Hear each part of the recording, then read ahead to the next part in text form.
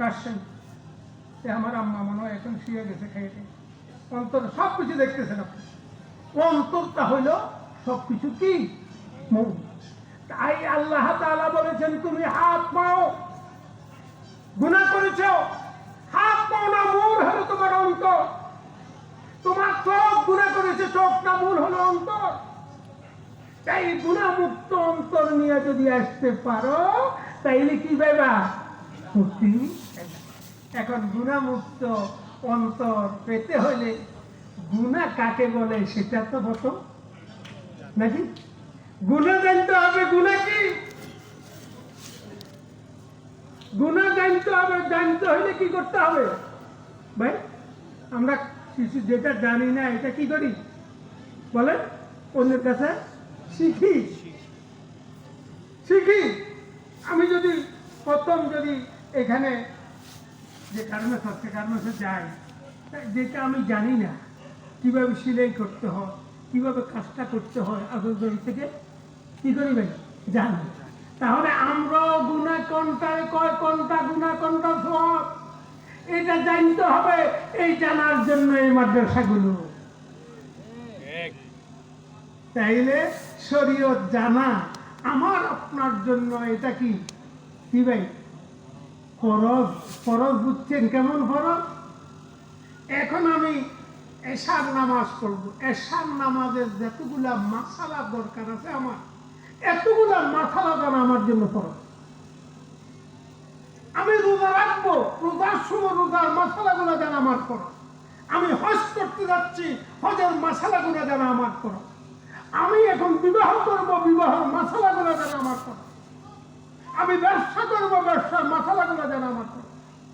অর্থাৎ যেই কাজ আমার সামনে আসবে সে কাজের মাসালাগুলো জানা আমার জন্য কি ফরজ।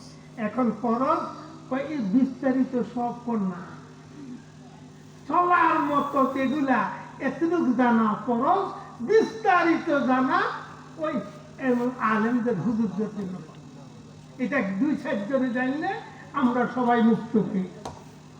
যেরকম জানাজার নামাজ আছে না, জানাজার নামাজ সবাই পড়ে, কিছু লোক পড়লে অন্যদের থেকে আদায় হয়ে যাবে, আর কেউ না পড়লে কি গুনাহ সকলের উপরে। পড়লে কি সওয়াব। আমি পড়ি নাই, সওয়াব পাই নাই, কিন্তু আমার ভাই পড়েছে, আমার পক্ষ থেকে কি হয়ে গেছে? আদায় হয়ে গেছে। এটা হলো ফরজে কিফায়া। এরকম বিস্তারিত শরীয়তের হুকুম আহকাম জানা এটা ফরজে কি কিফায়া, ফরজে আইন নয়। ফরজে আইন কোনটা? যেটা যেটা কি আমার এখন প্রয়োজন, এখন আমার প্রয়োজন, এটা জানা আমার জন্য প্রয়োজন। আমি এখন যে কাজটা করব এই কাজের জন্য একটা বিদ্যা এলেম লাগবে। কেলে এলমে না তোমা খোদার আসনা। এলেম বাদে আল্লাহ করছে না, জানে আল্লাহকে জানতে হলে এলেম লাগবে। ওই এলেম শিক্ষা দেয় এই মাদ্রাসাগুলোর মধ্যে। এই মাদ্রাসাগুলো হলো এই এলেমের মার্কাজ, দ্বীনের মার্কাজ। যতদিন পর্যন্ত এই মাদ্রাসাগুলো থাকবে লা তাকুমু সাআ হাত্তা ইয়াকুলা ফিল আরদি আল্লাহ আল্লাহ, যতক্ষণ পর্যন্ত মাদ্রাসা থাকবে আল্লাহর জমিনে কিয়ামত হবে না। যখন এই মাদ্রাসাগুলো চলে যাবে আল্লাহর নাম উঠে যাবে। আল্লাহর নাম উঠে গেলে পৃথিবী থাকবে না। আল্লাহর নাম হলো পৃথিবীর হায়াত। আমার আপনার জীবনের এক হায়াত আছে না? আমার আপনার জীবনের হায়াত আছে না? হায়াতটা রুহটা চলে গেলে হায়াত শেষ। পৃথিবীরও হায়াত আছে। পৃথিবী যদি না থাকে আপনি থাকবেন, আমি থাকবো, আমার সন্তান, আমার বাড়িঘর, আমার টাকা পয়সা বন্ধ হলো।